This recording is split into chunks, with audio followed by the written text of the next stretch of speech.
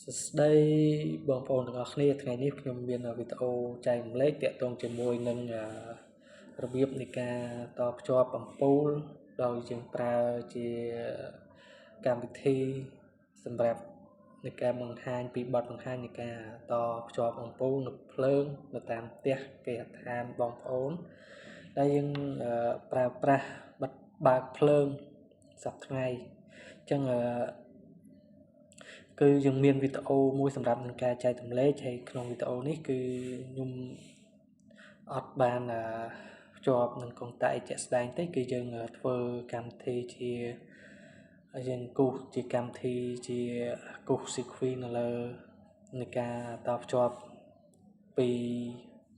decenter ទៅនឹងកុងតាក់ហើយពីកុងតាក់ទៅនឹងអំពូលគឺរបៀបនៃការតភ្ជាប់នេះខ្ញុំសូមបញ្យល់ប្រាប់បងប្អូនហើយចំពោះភ្លើង220 230អញ្ចឹងគឺរបៀបនៃការតភ្ជាប់គឺយើងមានdecenter នៅខាងលើ L ហើយនឹង N នេះអញ្ចឹងនឹងគេហៅថា decenter ហ្នឹងរបៀបនៃការតភ្ជាប់ខ្សែចំពោះខ្សែភ្លើងពីរនឹងមុនមួយណារត់ចូលកុងតាក់អញ្ចឹងយើងយកខ្សែ L ខ្សែ pha គេហៅថាជាទូទៅគេហៅខ្សែ pha ខ្សែមានភ្លើងហើយចំពោះខ្សែ N នេះគឺខ្សែអត់មានភ្លើងទេហើយចំពោះខ្សែ pha នឹងផងដែរគឺយើងហើយរត់ទីឲ្យចូលទៅក្នុងកុងតាក់ដើម្បីជៀសវាងនៅពេលដែលយើងបើកបិទបើកអំពូលទៅគឺវាទៅឆ្លងកាត់ជាមួយនឹងកុងតាក់ដើម្បីសម្រាប់នឹងការតភ្ជាប់ជាមួយនឹងអំពូលហើយបើសិនជា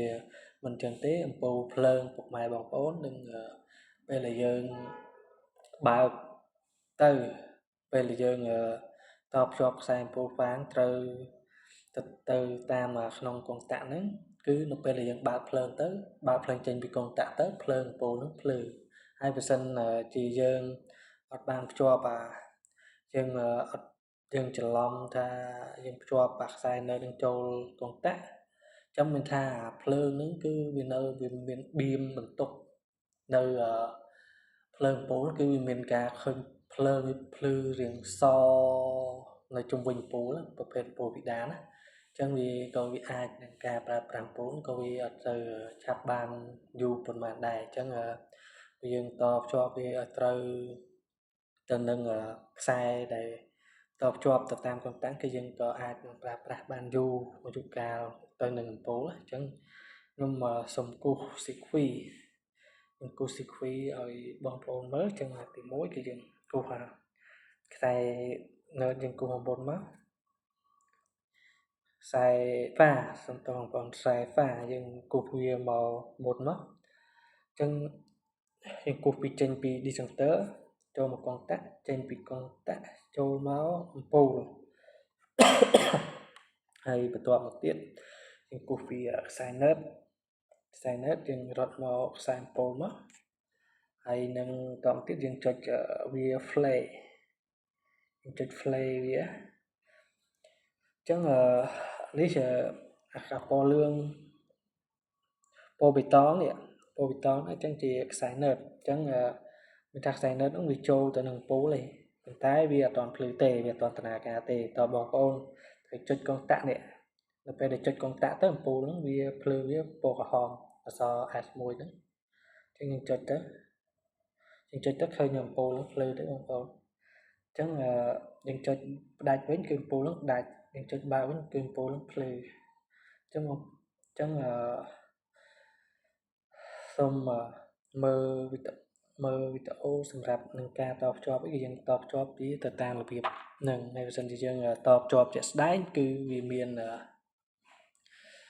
បើកុងតាក់មួយចុចគឺយើងតពាក្យវាពីរបៀបហ្នឹងគឺវាមាន input វាមាន output អញ្ចឹងអរគុណសម្រាប់ការតាមដាននឹងវីដេអូហើយនឹងខ្ញុំនឹងចែករំលែកជាវីដេអូបន្តទៀតរាល់ពាក្យពេចន៍កំហុសឆ្គងកន្លែងណាក្តីសូម comment អក្សរនៅមកខាងក្រោមដើម្បីនឹងខ្ញុំកែតម្រូវសារឡើងវិញគេនៅមានកន្លែងណាមួយដែល មើលទៅដូចថាអត់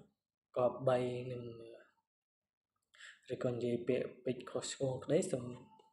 មេត្តាខន្តីអភ័យទោសហើយសម្រាប់វីដេអូនេះសម្រាប់នឹងចែកចាយទៅបងប្អូនសិស្សានុសិស្សដែលគាត់អត់ទាន់បាននឹងអនុវត្តឬក៏អត់ទាន់បានរៀនក្តីគឺបងប្អូនអាចយកវីដេអូនឹងអាចធ្វើតាមហ្នឹងទៅគឺអំពូលភ្លើងរបស់យើងគឺវិជាទៅបិទបើកភ្លឺទៅតាមផ្ទះយើងអាចយើងតវិជារបៀបហ្នឹងទៅវាភ្លឺទៅតាមផ្ទះជាក់ស្ដែងហើយបើសិនជាធ្វើការបញ្យល់អីបន្ថែមទៀតដូចជាទៅលើមកកាត់ខ្សែអំពូលគឺយើងអាចនឹងអាច comment នៅខាងក្រោមទៅគឺខ្ញុំចេញជា